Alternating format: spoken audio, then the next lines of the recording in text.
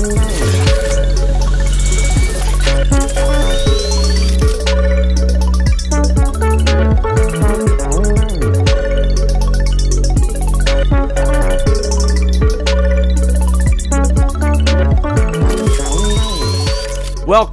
once again to 720 and 720. We've got a high-level guest. We're kind of right in the middle of college basketball and different championships, and we've got a high-level former Davidson basketball player. It's not Steph Curry. He was good. You made Davidson before Steph Curry got there. But we've got the head coach of Swarthmore, who just got beat in the national championship game at Division III, and we're going to talk a lot about Division III. But Landry Kosmalski, welcome to 720 and 720. Thank you, John. Thanks for having me. Now, this isn't Logan. This is Landry, correct? That's correct. What's the difference? I know you're partial to Logan, but you got the second fiddle here. I'm attracted to Logan. I'm very attracted to Logan. What's the difference, the biggest difference between Logan and Landry? Logan is dark-haired, dark-skinned. Landry is light, and Landry is skinny, and Logan is strong like an ox. So big difference. So he's strong. He's not overweight. He's strong. No, he's bullish. He lifts a lot. He's like a power lifter now. He's got a lot of strength on me for sure. Well, I see Logan a lot more than I see you. And Logan him and Brendan has turned PSB into like a national deal in Charlotte. And all you're doing is trying to win national championships on the Division III level. Tell us about your experience, because you just got done playing in the national championship game. Tell us about that run. You know, we started the season, I thought we were young, didn't know how good we were going to be. We had a really good team last year. We went to the Elite Eight, and we lost 3 senior captains who we, thought we were going to miss. And so I think our team took a little while to come together. We lost 2 games at the buzzer back-to-back in December that were tough losses. But we pulled it together and won, I don't even know what it was, probably 24 of our next 25 of our next 26. So I think really just kept getting better getting a little better each day was the secret to our success. Well, a lot of people, and we're just, the podcast is for educating either young coaches or people in general or players. A lot of people, and listen, my oldest son is playing Division II basketball. And a lot of people and a lot of players, listen, it's D1 or bust. And I'm not going to play Division II, or, I mean, what on earth is Division III? So I want to educate a lot of people on Division III basketball, and I also want to educate people how good Division III basketball really is. First of all, tell me your average ACT or SAT score of your basketball team. I would have to do some calculations for our basketball team. You're such a typical Davidson guy. You're such. Well, what I was going to say, John, was that for the school, I think the average for like ACT is around 33, 34. SAT probably around 1,500, 1,520. So Swarthmore is an elite academic institution, and they don't, for athletes, they don't make much differentiation. I mean, it's our student athletes still have to have really high scores, and high GPAs. So I would say, I mean, all of our guys are, above 30 ACT, above 1450 SAT. I mean, it's definitely a competitive school to get into. And I would say, because of the kids that you got, there's not a whole lot of Division I's, low to mid Division I's, that would want to play you. Correct or incorrect? In a non-conference game. Some D3 coaches like to play D1 schools. I haven't really tried that in the last year or so. I've tried because I did think we were good enough to, compete against some schools like us at the D1 level. And not many people have shown interest the last year or two. Yeah, well, I want everybody to understand how good Division III basketball is. So sure. You're getting high level, and we've done a podcast with a young man from Wofford, and we just talked about having high-level character and being a great kid, so you don't have to fool around with idiots off the court, and that has really helped Wofford. And I'm assuming Division III basketball, those kids are focused. They're focused academically. They're focused on playing the game of basketball. There's not a whole lot of other things going on in their life, is that they can be books and ball and be really focused, and that's why you get to a national championship game. Yes. I would say that's true. I think there's a good balance at D3 where our guys out of season can do some other stuff. In season, I would say I think that it's similar to D1 except for the travel. I mean, we're practicing, we're together 2.5, 3 hours a day, whether that's film or on the court or lifting weights, and then they have to go study. There's no days off in the classroom at a place like ours, and so we just, and we're really honest about that in the recruiting process. Just saying, hey, just so you know, this is going to be a challenging place, and that's something I learned from Coach McKillop at Davidson. We're not going to sugarcoat it. We need to find people that are passionate about their academics and passionate about basketball, because that's what it takes to do both every day. Well, let's go back. Let's go backwards. Davidson. Yep. You were a phenomenal player at Davidson. I got a chance to coach against you. You were a lot of fun. Davidson was brutal to coach against, and I'm just going to tell you, and I'll bust Bob McKillop now. We had, it's very interesting. He's so competitive. We had about a 1.5-minute conversation in my 9 years at Chattanooga. The whole entire time, about a 1.5 minutes. Chattanooga and myself part ways, and all of a sudden the first guy who calls me was Bob McKillop.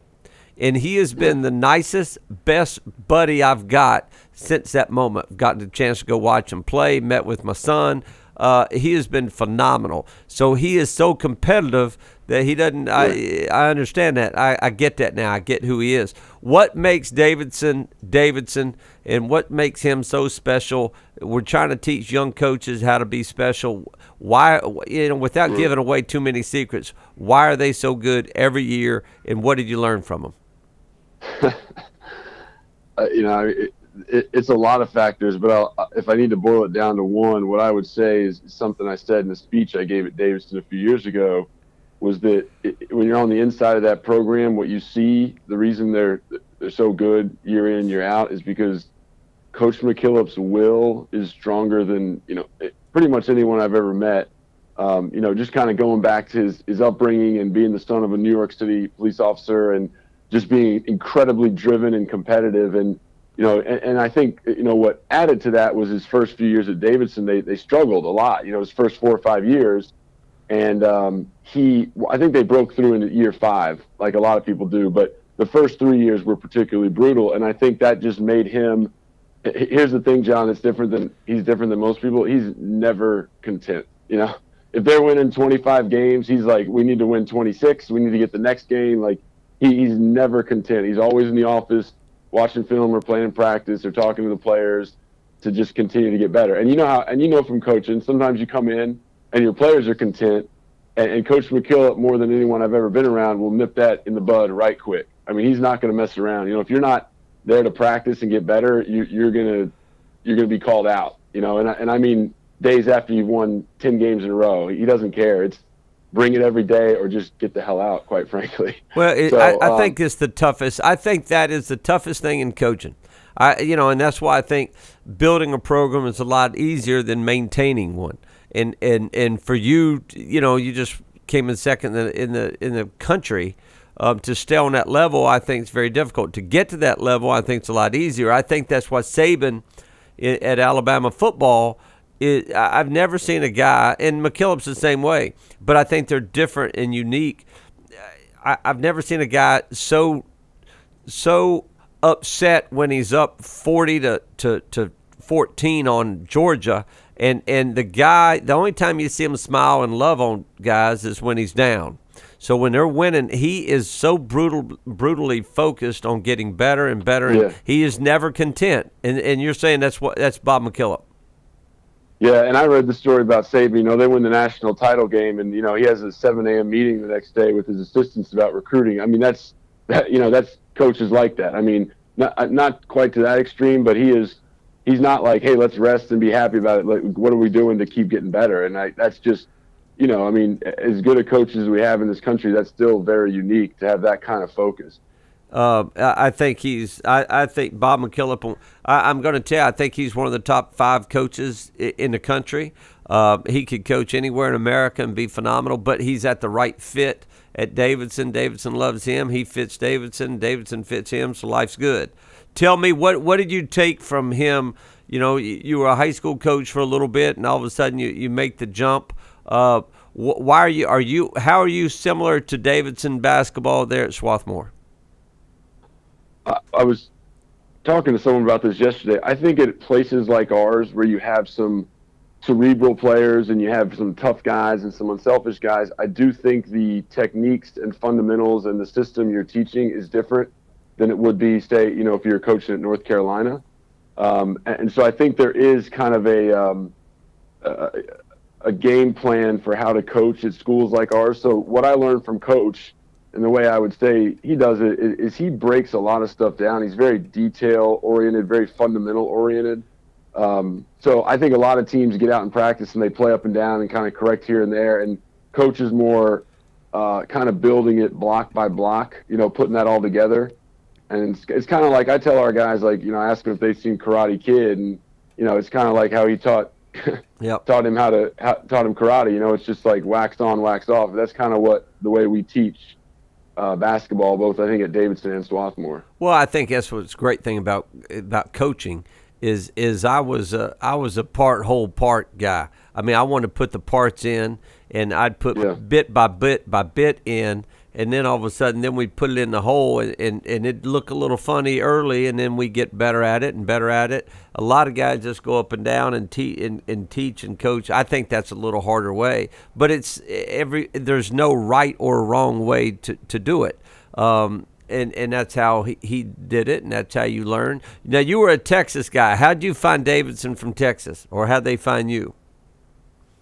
That's something I've never really gotten answered. I think my high school coach sent them a letter, and then they came. I know they watched me out in Las Vegas, where all the big tournaments are. Yeah.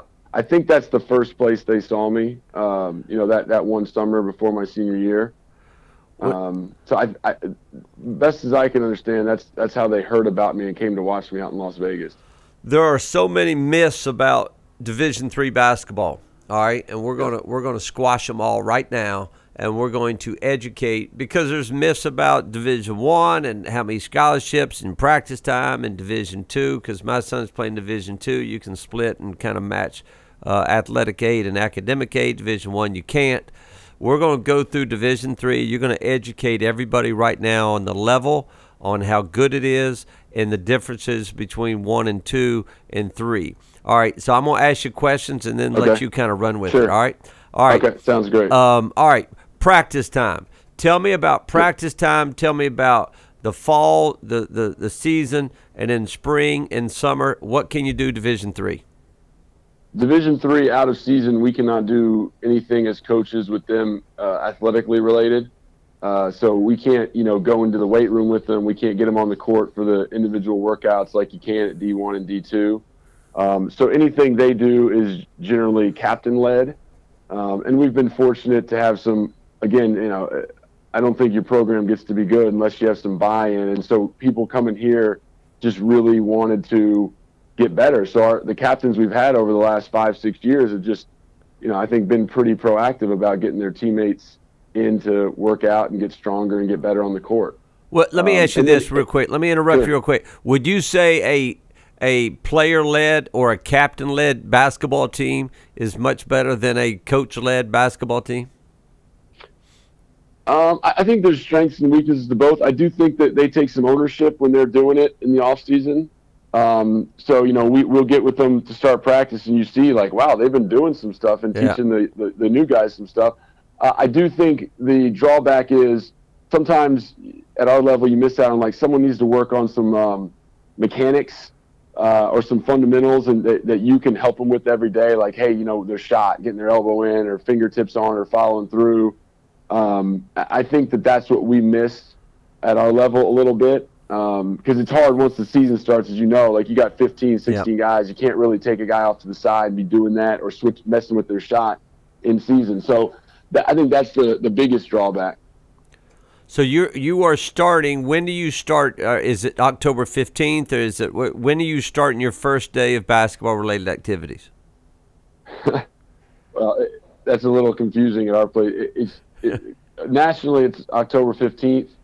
Our league historically it really values the academic piece. So as the NCAA kept moving the start date up, I'd say 10 years ago, our league said, hey, we're staying at October 22nd. And just a few years ago, they said that the league said, okay, no, we'll go the 15th. But our school was on fall break then. And so we've kind of, long story short, we start around the 18th, 19th. It kind of depends on how the calendar falls. Now, I remember, and you remember, I mean, you're kind of getting older too. So you remember back in the day now when you know, that Midnight Madness and basketball practice started October 15th, and it was exciting and fun.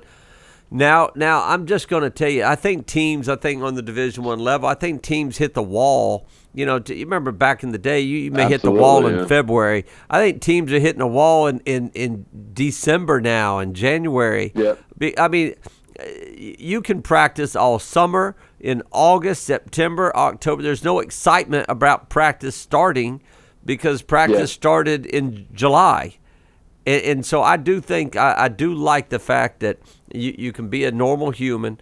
Practice starts October 15th or 18th at your place. And then tell me your practice rules. I mean, it's the same thing with high school basketball. I think the season's the season. I think it doesn't matter if you're coaching at Webb, Swarthmore, Davidson, or the Spurs. You're still trying to win games, and the season's the season, and the grind's the grind. And so tell me different rules, Division III, as soon as October 15th happens. Well, we like everyone, you know, when you're in school, you need to have one off day a week. I don't think there's the 20-hour rule for Division III. I'm hesitating on that. I'm pretty sure there's not. But we are always we don't usually go more than 15, 18 hours a week anyway. Yeah.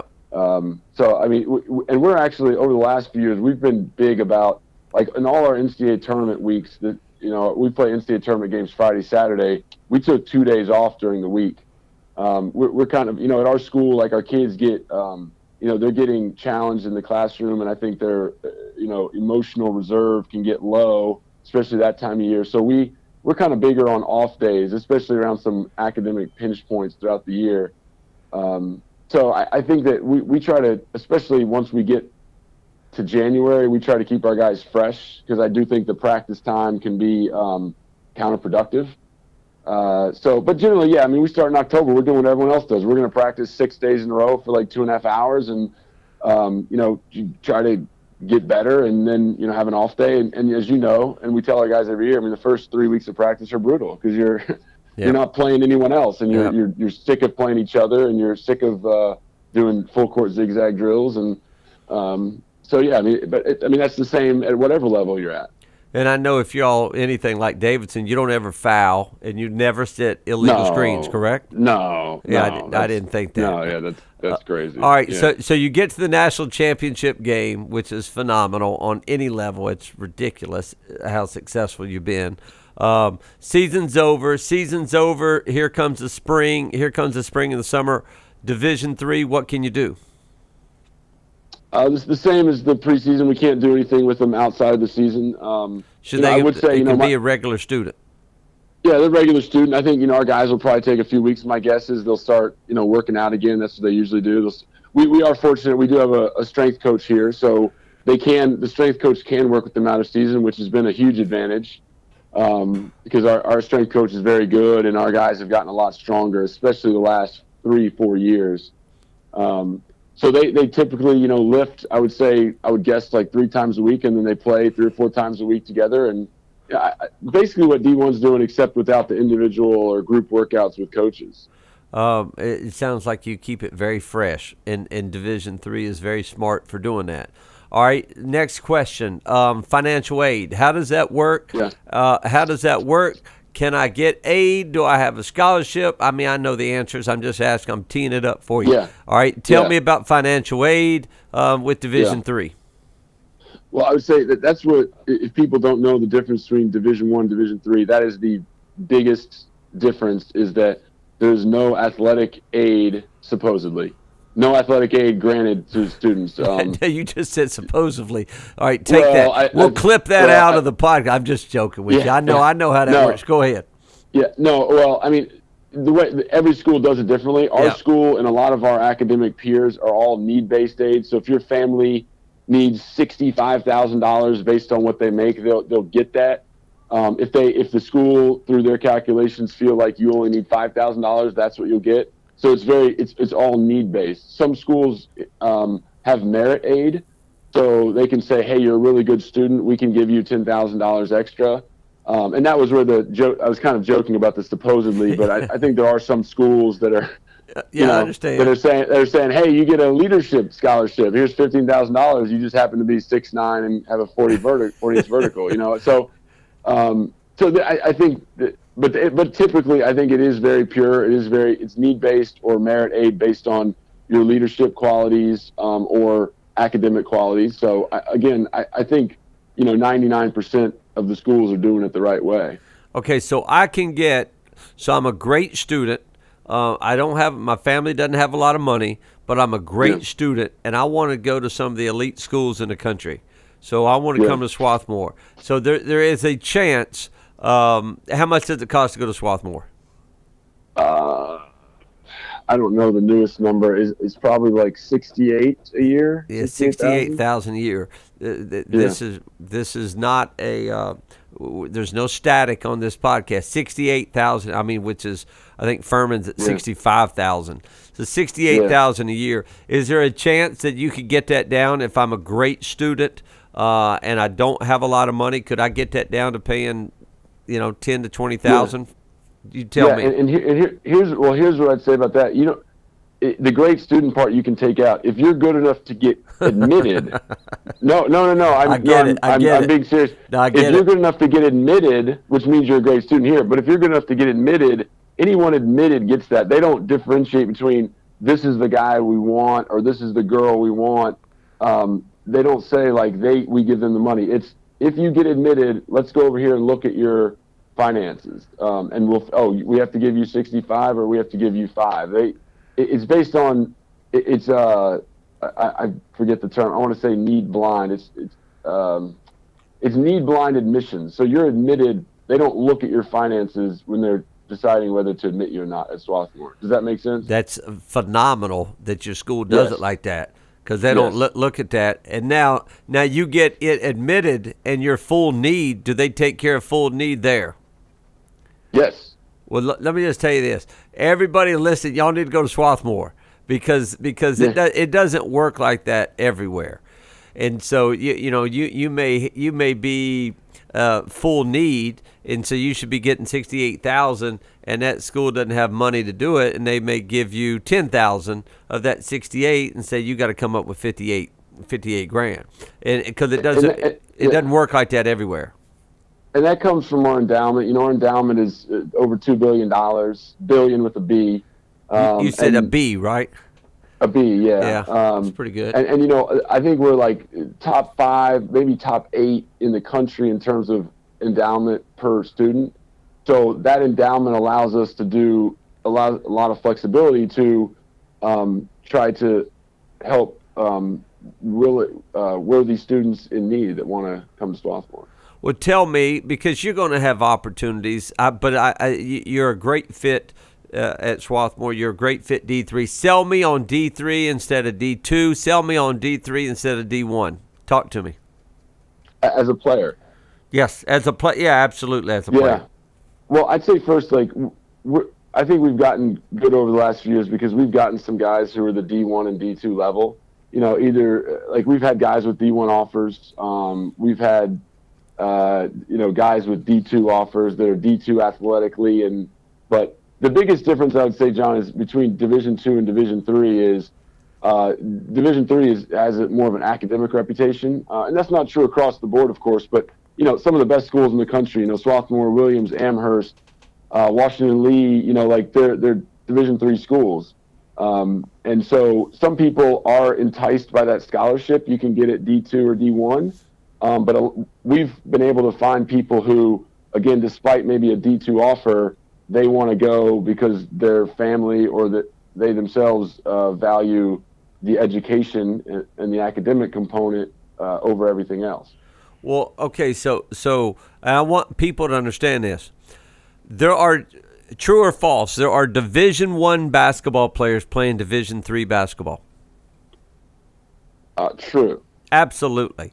And that's what I don't think people understand. That. Who was the Robinson kid that killed it for Michigan last year? He was a Williams guy, right? Yeah, I went to Williams, kind of flew under the radar in the recruiting process, and Coach Maker snatched him up at Williams. He averaged 21 a game or 20 a game his freshman year, led him to the national championship game, and then transferred to Michigan and played 3 years there and was an excellent player. He played in national championship game, I think. Yeah, I don't think people. I would say this right here. We're right near Sewanee, and they've got a kid that's phenomenal, and just took them to the national tournament. Just for the record, I know Luke Smith well, and he was on campus here twice. So please, that reminder is quite painful, actually. Well, listen, I will promise you this: you liked your finish a lot better than Mick Hespeth liked their finish. All right, so you can't be crying too bad. You got to the national championship game. Well, Sewanee hasn't been to the tournament in a few years. I mean, they had a heck of a season with Luke and Mick doing a great job. So I mean. In some respects, they fulfilled their potential, had a phenomenal year. So well, then you sneak down and you watch Emory down in Atlanta, and I just going to tell you, if you haven't had in our list, if you hadn't seen, it's kind of like me coming out of high school. I went up. I thought I was better than Emory and Henry. All right, I thought I was better than King College. And I went up and took a visit to both. I watched how good that level was. If you think you can play and you're snubbing your nose and you're looking down upon Division III basketball, go watch them play. Go watch. If you're in the South, go to Emory. Go watch Sewanee play. Go watch Barry. Go watch Center. Go watch Rhodes. Hopkins and Swarthmore and Williams. That's why I asked you earlier. There's very few Division I schools that would want to go play you.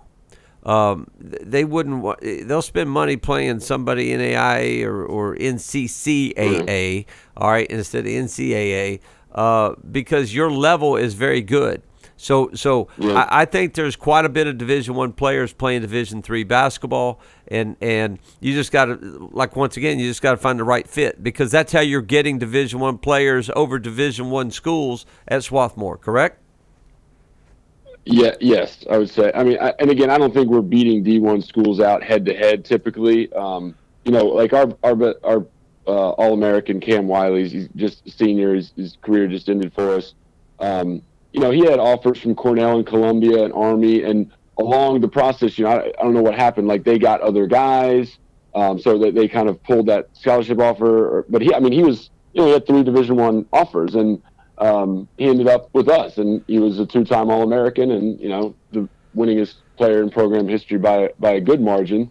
So I think that it kind of happens like that, like their D1 level. And for whatever reason, maybe by choice or by circumstance, it doesn't work out, and they end up wanting to go to a great school, and so we get some really talented players. Well, I think in any league, I don't care. I mean, when Davidson was in the Southern, if they don't get A10, borderline ACC guys, just to be honest, then they're not going to win in the Southern.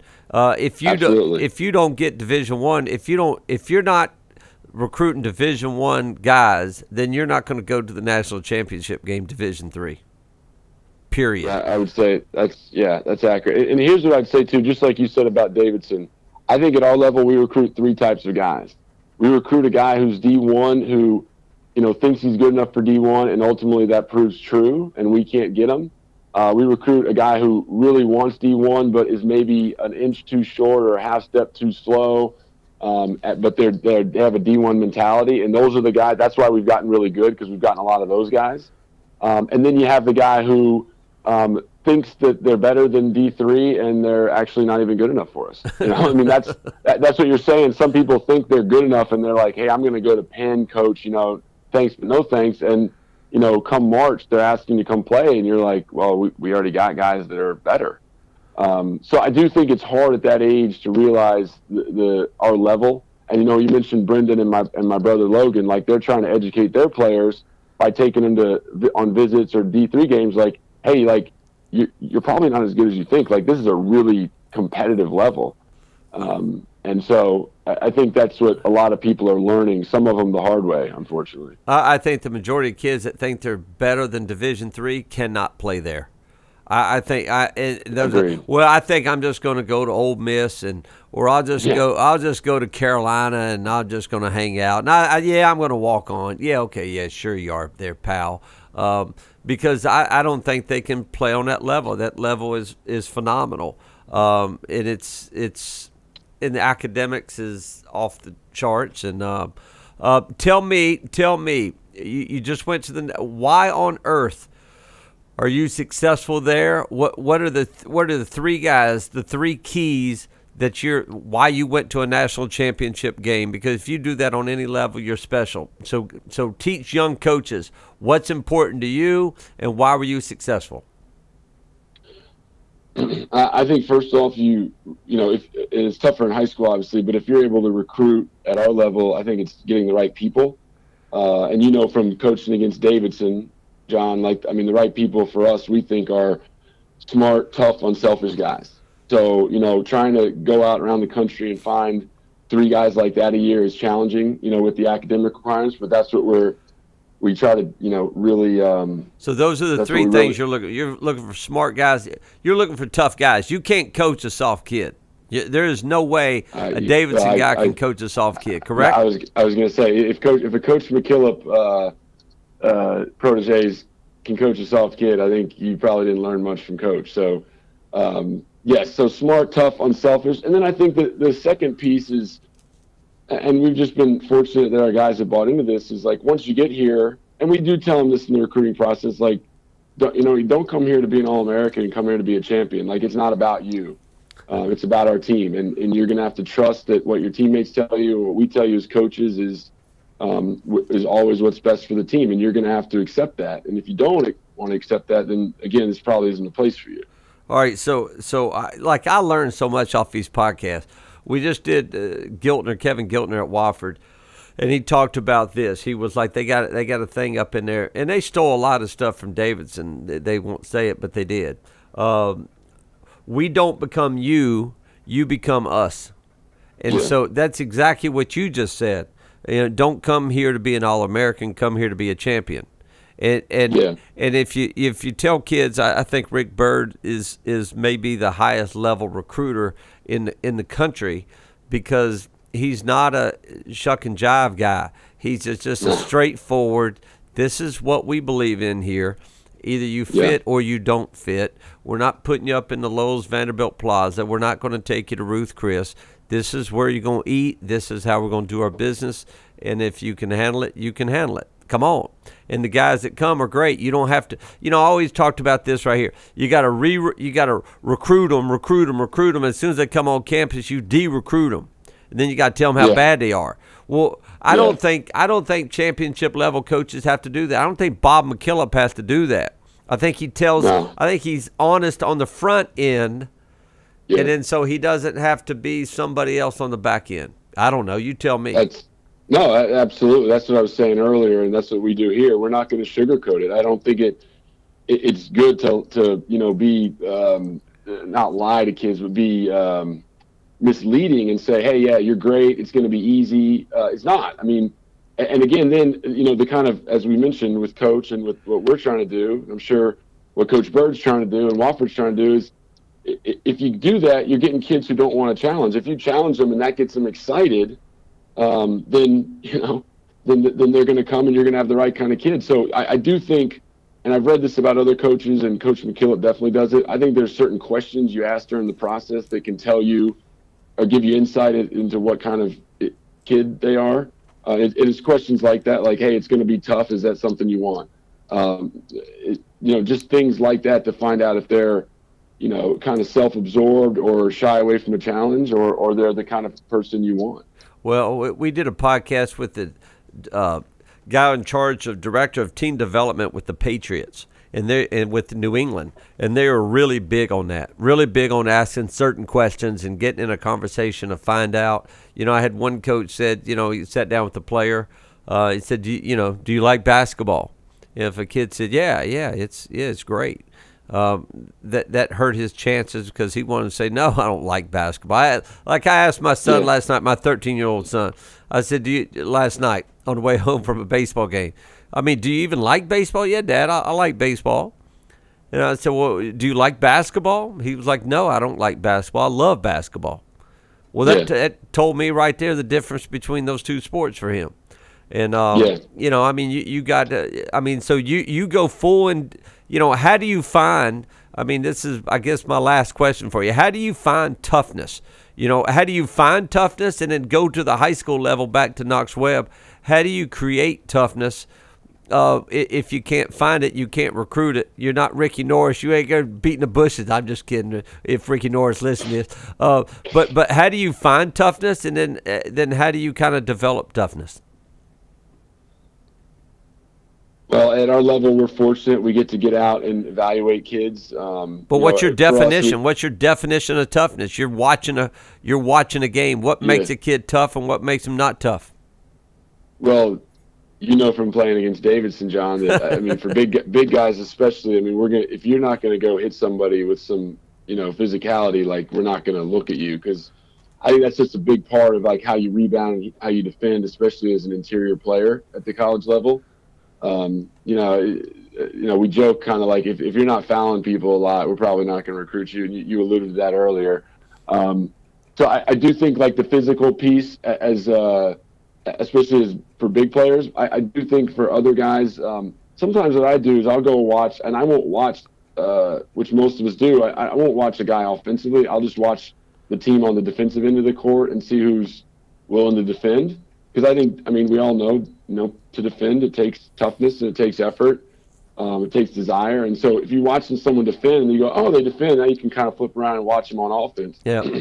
Because I think that's a pretty good indicator. I do think guys who Coach Maker from Williams asked me this my first year. He's a great questions guy. And he's like, what's the number one thing you look for? And I said, I hadn't thought about it, but I said right away, I said, hunger. Like if these guys are out here like, oh, I'm tired, I need to come out. Oh, like the guys who really want it aren't getting tired. They just don't get tired. And so I like guys who, have good motors, who, fight and push through fatigue, and then who defend. And I think that's how you see it. And I'll tell you what's interesting about that is I really consider myself an offensive coach. I think about offense the most, but the last 3-4 years here, we've been really good defensively. And I was thinking about why that is. And I think it's because when we're recruiting, I'm looking for tough defensive guys. And we get them here, we teach them offense, but we're generally prioritizing that toughness aspect. Well, yeah, absolutely. You recruit guys, that's the whole key about recruiting. You recruit all great shooters, you're going to be a great shooting coach. You recruit on the defensive end, you're going to be good, you're going to be better defensively.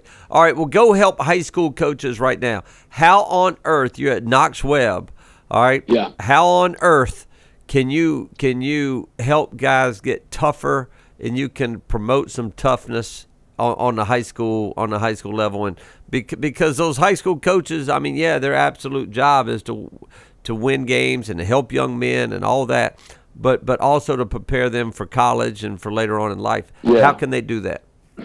Well, I would say the first thing I'd say is stop playing games up and down to like 21.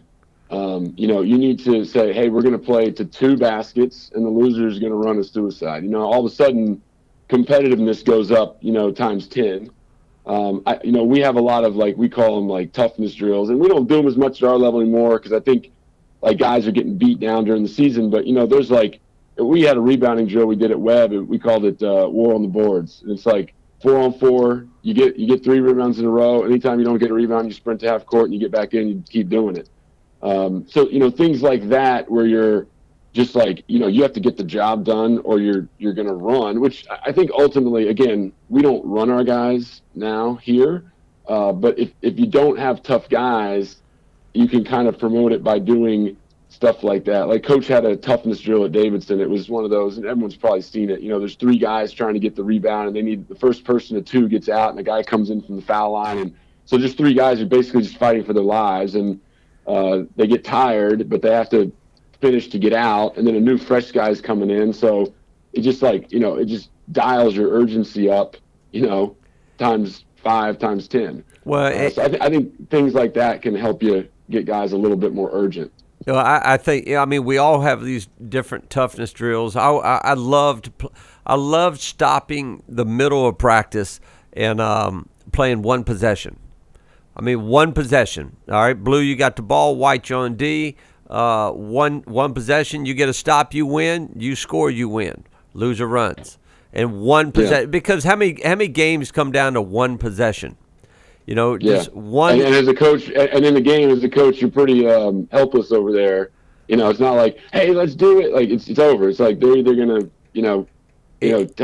come together and get it done, or they're not. So you do have to rehearse that for sure. Yeah, absolutely. You got to rehearse. I always loved. I already talked about it. Talked about another podcast. I love football coaches and football players. When that thing gets to the fourth quarter, everybody raises their hand, puts up 4, and they own the fourth. You know, I always wanted to own the last 4 minutes of a game, and so play 4-minute games every single day, and we're going to be so much better in the last 4 minutes of the game, because most games, except if you're playing Davidson with Steph Curry, most games come down to +5, -5 with 5 to play. And you're in the game. You know, very rarely do you ever get outscored in a half by one player like I did at Davidson. But it's not even on my mind anymore, Landry. I don't even talk about it. Apparently not, yeah.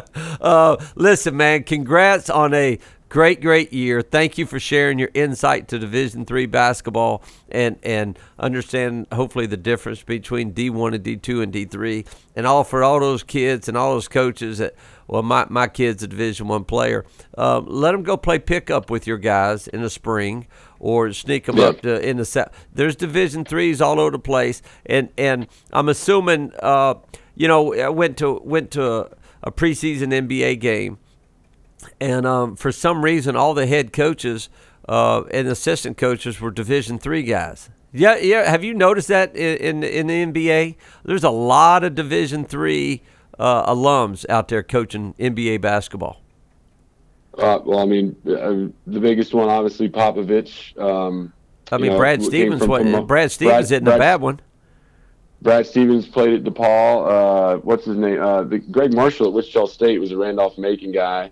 Yeah, I think. I mean, Jay Wright even. He started out as an assistant at Rochester. You know, I mean, I think there's a great benefit to coaching at our level, for sure. Well, there's also a great benefit of playing at your level, because the people you're hanging out with, your roommates, and the people you're eating breakfast and lunch and dinner with are going to be leading the country, or being CEOs of whatever business they want to be CEOs of, or hopefully inventing a cure for cancer. And so that's what we're counting on you guys for. Hey, Landry, thanks so much. I'm glad you're not Logan. I'm glad you're not Brendan. I'm also glad that I actually was at Tennessee Tech some of the time you were at Davidson, so I didn't have to look at you too much. But I appreciate your time today, and appreciate your insight. And good luck once again.